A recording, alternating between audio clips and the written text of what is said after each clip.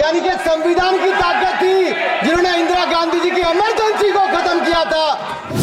राहुल जी जो आप लेकर घूमते हो, कभी खोल के पढ़ो तो सही, कभी पढ़ा भी नहीं आपने।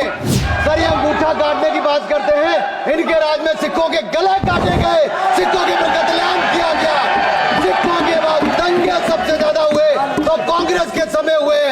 पिछली बार भी जब चर्चा हुई तब भी मैंने कहा था कि कुछ लोग संविधान तो हाथ में लेके घूमते हैं, लेकिन ये नहीं बता पाए कि उसके पन्ने तक कितने हैं, क्योंकि उन्होंने कभी खोला ही नहीं।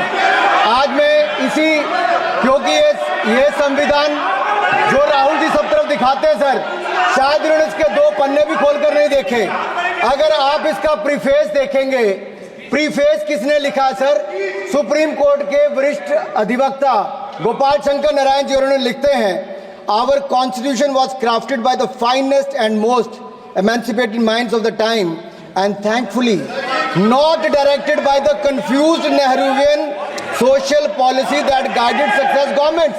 वो इनकी नेहरू जी की विचारधारा पर सवाल खड़ा करते हैं और उन्होंने लिखा है कि giants like B.R. Ambedkar, B.N. Rao, Sardar Patel, K.M. Munshi Alladi debate provisions to protect the basic freedom. उन्होंने श्रेय दिया है तो अम्बेडकर जी को, सरदार पटेल और आगे।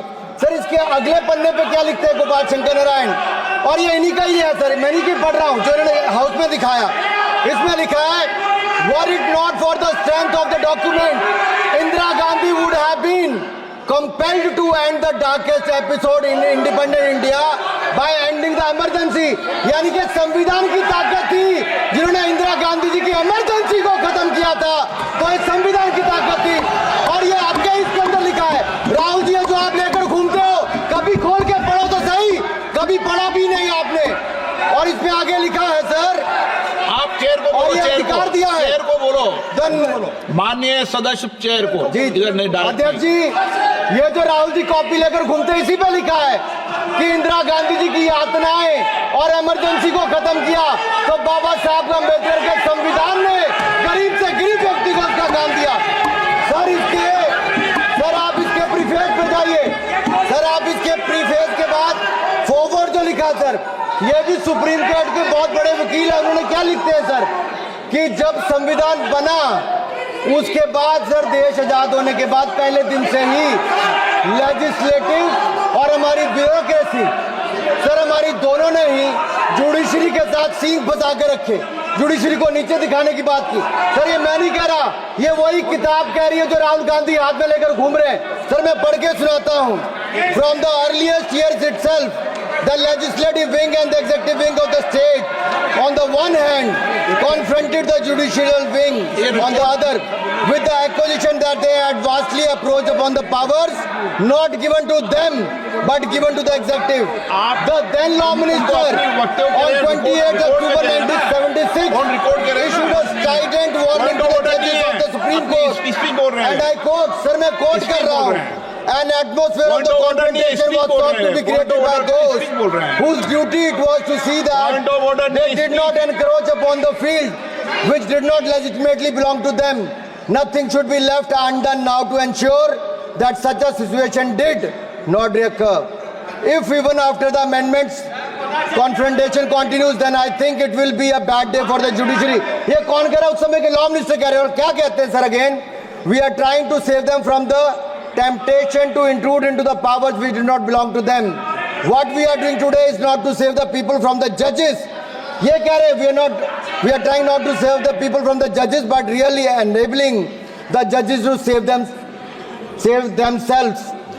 from themselves. This was said during the emergency which hit the nation like tsunami and brought about the realization and the constitution could not be subverted. Sir अगर ये संविधान जो बाबा साहब अम्बेडकर ने दिया उसी ने देश को बचाया, राहुल जी कभी इसको पढ़कर देखिए, गांधी परिवार और कांग्रेस पार्टी का पूरा कारनामे इसके अंदर लिखेंगे, कैसे आपने धज्जियां उड़ाई। एक तो एक, दूसरा ये जो कहते हैं बीजेपी के लोगों को सर ये मनगढ़ंत आरोप, सर ये अंगूठा काटने की बात करते हैं, इनके राज में सिखों के गले काटे गए, सिखों के पर कत्लेआम किया गया, सिखों के बाद दंगे सबसे ज्यादा हुए तो कांग्रेस के समय हुए। और आपको देश से माफी मांगनी है, अगर आज भी नहीं मांगेंगे तो संविधान जितना मर्जी जेब में डालिए, आप संविधान को जेब में लेकर घूमते सर। इन्होंने संविधान को तार तार करने का काम किया है। इनको देश से माफी मांगनी चाहिए। मुझे आपका संरक्षण इसलिए चाहिए था कि झूठे आरोप लगाने बंद करे। ये संविधान की रक्षा आपने कभी नहीं की। इमरजेंसी जैसा कालखंड आया और संविधान को बार बार तार किया, संशोधन किया, तो आपने और आपकी पार्टी ने किया। धन्यवाद सर। श्रीकांत शिंदे। ধন্যবাদ অধ্যক্ষজি।